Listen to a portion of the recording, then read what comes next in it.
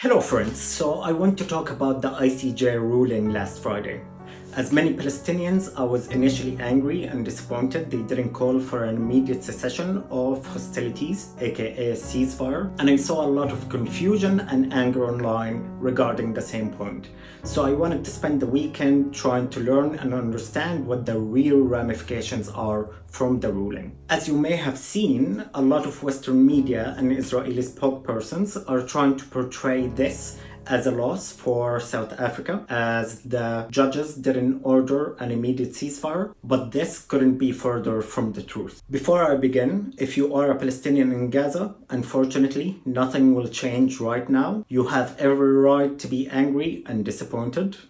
The world is still failing you. Now, if you are a Palestinian or an activist in the diaspora, then our work is not done. Actually, it's only a new phase of our struggle, but we have a new powerful tool in our advantage now. This tool would allow us to push our governments and call for a ceasefire immediately. South Africa did an amazing job at the ICJ. They presented a clear-cut case for a plausible genocide, writing an 84-page application citing UN humanitarian agencies, UN rights bodies, and of course Israel's own government and officials inciting for genocide. On the other hand, Israel did not present anything besides quotes from their officials and media, and the funny thing is they quoted some of the statements their government made the night before the court hearing, literally doing their homework the night before. And the fact they couldn't cite a single UN body or an NGO agency was the cherry on top. So regarding the ruling on Friday, the ICJ overwhelmingly and almost unanimously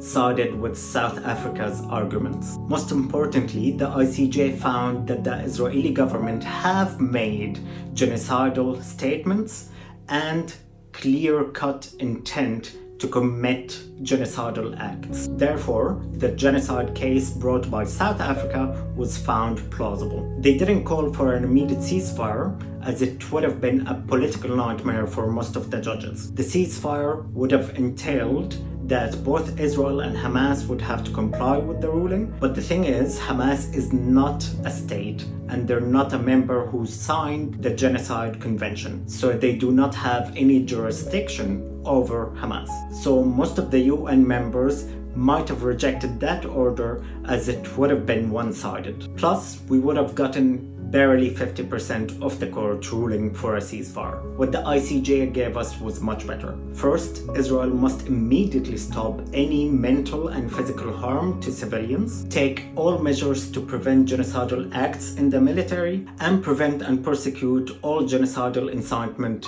within the government. Finally, they should allow all humanitarian aid to enter Gaza unconditionally and prevent all hurdles and delays. All of these orders cannot be realistically implemented without an immediate cessation of hostilities.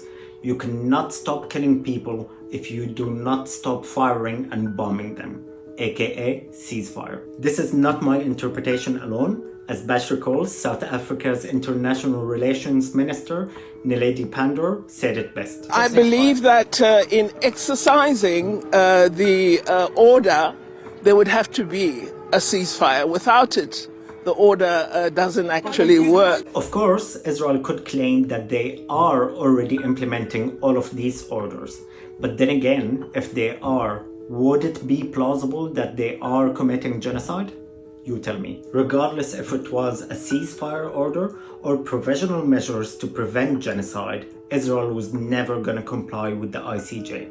Actually, they clearly stated it. I've never really been hopeful about Israel, but Israel has very powerful friends who I hope will advise Israel that they should act. But since the ICJ have found that genocide is indeed plausible, then all of the Israeli ally states that are aiding and abetting the ongoing plausible genocide are complicit. Meaning all signatories to the Genocide Convention must act and do everything in their power to prevent the genocide. And this is our tool, our new powerful tool. International law is on our side. So pressure your local governments to prevent and stop the plausible ongoing genocide. Here's another quote from Minister Pandor.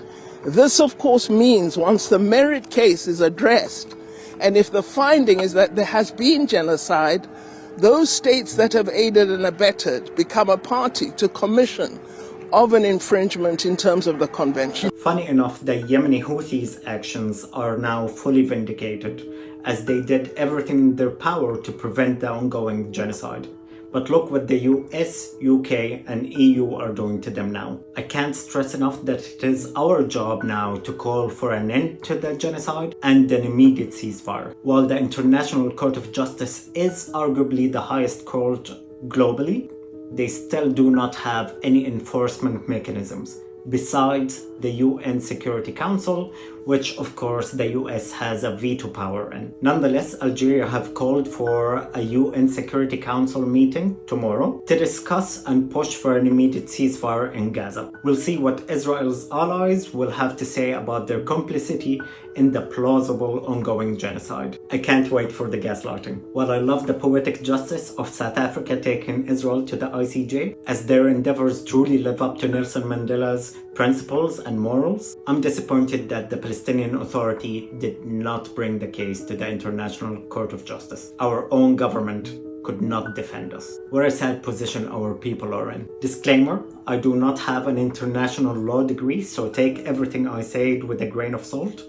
But it doesn't seem like the Ugandan judge or the Israeli lawyers had one either. So make with that what you will. Let me know if this helped you better understand the ICJ provisional rulings, and if you have any other questions regarding the ongoing assault on Gaza. Take care and free Palestine.